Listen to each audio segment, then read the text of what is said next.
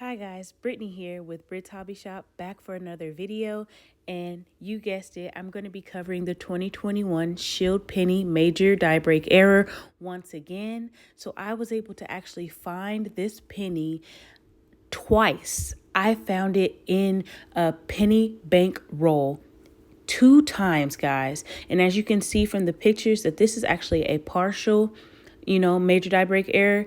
It doesn't run through the entire coin. It only goes through half of the coin, but somehow I still managed to post it on eBay and sell it for $100. Someone bought this coin for $100. So please, please, please check your coins and see if you have this major die break error.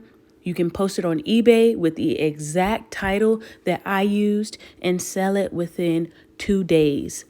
I hope you guys enjoyed this video. Don't forget to like, comment, and subscribe, and I will see you in the next video. Peace.